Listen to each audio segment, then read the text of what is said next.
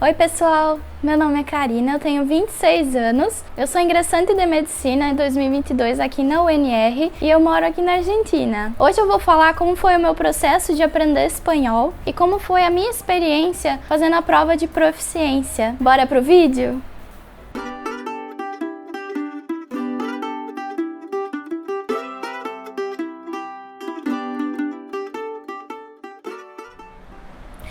Oi gente, eu recebo muitas vezes no Instagram gente me perguntando como foi que eu aprendi espanhol para vir aqui para Argentina. Se vale a pena vir sem saber nada. Muita gente me pergunta: mas eu não sei nada de espanhol, eu posso deixar para aprender quando chegar aí? Gente, eu respondo que não. Vai ser muito difícil a sua vida se você não souber falar bem o espanhol. E não é só saber falar o básico. Você tem que saber falar e dialogar e discutir coisas em espanhol. Se você vem pra cá sem saber espanhol, eu recomendo que você contrate uma assessoria que vai resolver tudo pra você. Vai resolver toda a sua vida. Que vai ter uma assessoria jurídica pra te ajudar com contrato de aluguel e todas essas coisas. Porque você não saber falar espanhol aqui,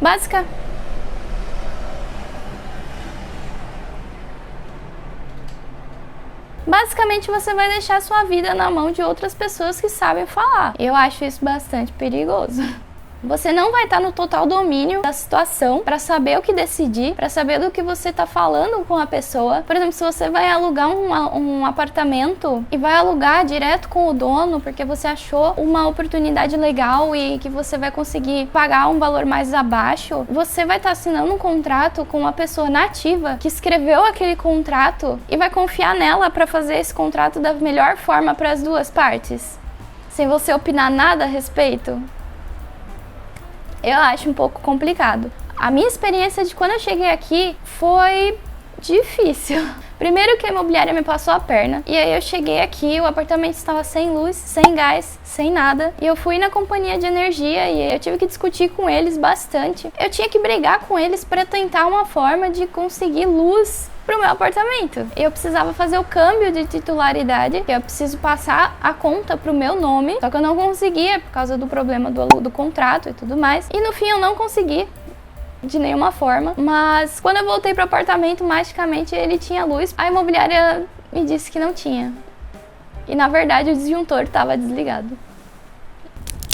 Mas enfim, a questão é que você precisa saber falar espanhol para discutir sobre as coisas, a sua vida que está em jogo. Você tem que escolher e discutir sobre o local que você vai viver. O contrato de aluguel daqui é 3 anos, então você tem que decidir sobre seus próximos 3 anos, sem falar a mesma língua que a pessoa que está te alugando, te fazendo os contratos e ditando as normas do lugar que você vai viver. E não caiam nessa de achar: o espanhol é parecido com o português, então eu não vou precisar estudar muito, e que eu não vou precisar aprender agora, quando eu chegar eu aprendo e eu me viro. Gente, não.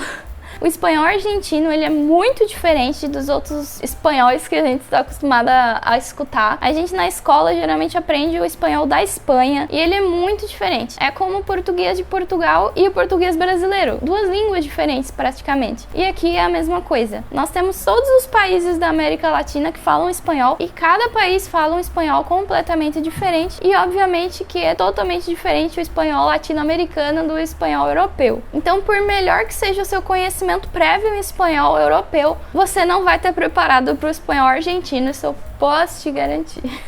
No geral, eu já fui para Buenos Aires, eu fui assistir um show em Buenos Aires, está tudo nos meus destaques do Instagram, segue lá. O espanhol de Rosário, ele é muito mais simples do que o espanhol de Buenos Aires. O espanhol de Buenos Aires é uma coisa muito complexa, eles falam muitas gírias e eles falam muito pra dentro. Eu pouca coisa consegui entender das meninas que estavam andando comigo, que são de Buenos Aires. Lá eu conversei com muita gente, conheci gente de Córdoba, de Neuquén, de um monte de lugares. O espanhol que eu tive mais dificuldade de entender foi o espanhol de Buenos Aires. Então, se você tá pensando em fazer medicina na Argentina e morar em Buenos Aires, você tem um problema maior ainda. Mas e aí, Karina, como que você estudou espanhol para ir para a Argentina? Gente, eu tive uma preparação muito longa. Primeiro porque eu preciso me sustentar aqui sozinha, então eu precisava ter um lastro de dinheiro para poder vir para cá. Então foram 2 anos trabalhando e juntando dinheiro, fazendo uma poupancinha para vir para cá. Então eu tive que usar esses 2 anos com muita sabedoria e principalmente peguei muito firme no espanhol. Quando eu digo que eu peguei muito firme no espanhol, foi que realmente eu vivi em espanhol durante 24 horas do meu dia, 7 dias por semana. Eu me empenhei muito em conhecer várias bandas da Argentina. E nossa, o país para produzir um rock bom, né?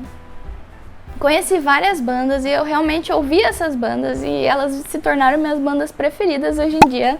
Inclusive eu fiz um post no Instagram das minhas bandas argentinas favoritas de rock indie, pra quem gosta. E acho que música foi a parte mais importante do meu aprendizado, porque eu ouvia as músicas e eu cantava e eu ficava ouvindo e cantando e isso me ajudou muito a entender a pronúncia. Eu tinha zero conhecimento prévio de espanhol. Zero. Eu estudei em escola pública a vida inteira. E aí quando eu fui pra particular no ensino médio, acho que eu só tive 1 ano de espanhol, ou foi o que eu prestei atenção. Mas eu não gostava de espanhol, então eu não aprendi basicamente nada. Então quando eu decidi em 2019 vir para a Argentina, eu sabia que eu teria um longo caminho pela frente. Não era uma língua que me agradava, mas eu tinha ouvido o espanhol europeu. Para mim o espanhol da Argentina ele é muito mais bonito, ele é muito mais agradável de se ouvir. Então acabei que ao conhecer as músicas e gostar muito das músicas, isso me incentivou a procurar mais sobre a língua. E aí eu acabei aprendendo a pronúncia. E outra coisa que me ajudou muito também foi ler. Eu gosto muito de ler. E aí eu resolvi que eu ia pegar algum livro que eu tinha lido e que eu já sabia de cor salteado para reler em espanhol. E esses livros foram Harry Potter. Eu peguei a coleção inteira de Harry Potter, os 7 livros. Em espanhol eu comprei pelo Kindle, que é muito baratinho, acho que saiu R$9 cada livro. E eu fui comprando os livros digitais no Kindle. Comprei um Kindle. Gente, Kindle é muito bom. Eu sou Kindle fan, porque mudou a minha vida realmente. Você acha, eu não vou me acostumar porque eu gosto de livro físico. Você vai gostar do Kindle, eu juro pra você que você vai gostar e você vai se acostumar. Compre o Kindle. Uma das facilidades do Kindle é que você pode clicar em cima da palavra e automaticamente ela já traduz. Então você não precisa ficar procurando palavra por palavra. Você pode clicar em cima da palavra no livro ou selecionar a frase inteira. E o Kindle ele já mostra assim automaticamente em qualquer língua que você escolher a tradução. Então isso tornou o processo de aprender muito mais rápido. Sempre que eu via uma palavra, alguma coisa que eu não conhecia, isso torna bastante fluido o aprendizado. Obviamente que eu comprei e alguns deles estavam em espanhol europeu, que é muito estranho. Pronomes são diferentes, a conjugação dos verbos é diferente. Para quem tem zero de espanhol, igual eu tinha, já deu uma base, um lastro aí para você começar a aprender o espanhol da Argentina. Gente, quando eu falo que o espanhol argentino ele é tão diferente, ele realmente é muito diferente e eu posso provar. Os argentinos, eles têm um site que é o Dicionário Argentino, que é um dicionário digital que tem todas as frases, as gírias, todos os neologismos próprios da Argentina, que eles chamam de lunfardo. Vou deixar o link desse site aqui no box do vídeo para vocês verem. É um site gigantesco para vocês terem uma ideia de quantas frases e gírias e expressões próprias da Argentina existem. É muita coisa. Bom, e depois de muito estudar sozinha, eu até cheguei a comprar um curso de uma das professoras famosas de espanhol argentino, tem por aí pelas redes, mas eu não me adaptei ao método de estudo porque eu não gosto. Tem muita gente que gosta, que acha muito útil, mas eu não gosto desse tipo de aprendizado lento. Sabe, que você aprende a gramática, que você aprende tudo picadinho para depois aprender a juntar isso e formar as coisas. Eu gosto de aprender muito rápido. Para mim, o método de aprender ideal para mim é o método que eu aprendo rápido e na prática. Então eu aprendi lendo, ouvindo música, assistindo filmes. Tem muitos filmes muito bons na Netflix e são filmes de temáticas muito variadas. Isso eu acho muito sensacional. Eu vou deixar aqui o nome dos meus 3 filmes preferidos para vocês, que eles são muito engraçados. Ricardo Darín, com certeza, é o melhor ator que existe. Depois de toda essa imersão, eu tinha começado já o primeiro semestre de medicina na UNMDP, que é a Universidade Nacional de Mar del Plata. Eles basicamente reprovaram todos os alunos por falta que não estavam na cidade em plena pandemia.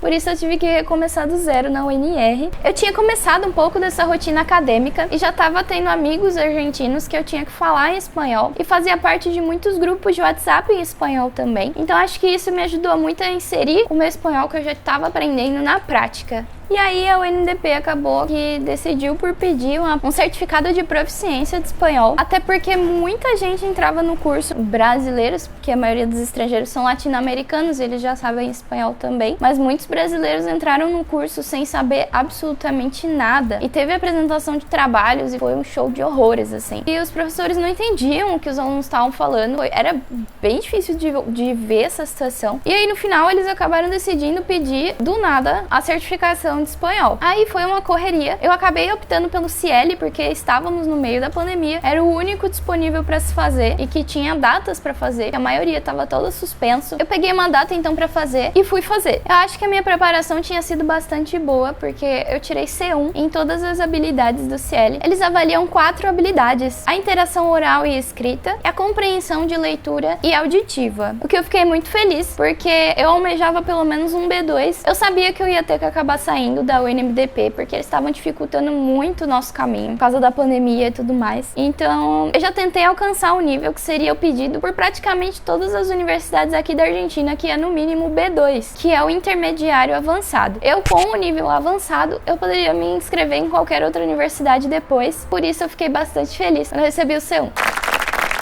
Só que assim, gente, eu acho que o Ciel ou qualquer outra prova de proficiência, elas são muito básicas, elas são muito simples e acaba que o nível que você consegue na prova nem sempre ele reflete o seu real conhecimento sobre isso. Até porque o Ciel, quando você compra a prova, você ganha acesso pelo site a simulados da prova. Então você aprende como faz os exercícios. No YouTube tem um monte de vídeos e canais sobre como fazer o Ciel. Então é uma prova bastante mecânica que se você acabar treinando bastante para aquelas situações, você simplesmente consegue uma nota alta sem necessariamente saber tão bem o espanhol. Então eu vejo muita gente que consegue o B2 no Ciel ou nos outros certificados de espanhol, mas na prática a pessoa não consegue se comunicar, a pessoa não consegue escrever um texto, a pessoa não consegue ler, e a pessoa principalmente não consegue falar e ouvir, entender o que ela está ouvindo. Mesmo em Rosário, que eu acho que eles não falam tanta gíria quanto em Buenos Aires, a comunicação aqui ela é muito rápida. Não sei se é uma impressão que a gente tem como estrangeiro, pode ser. Não sei se a gente fala português tão rápido assim.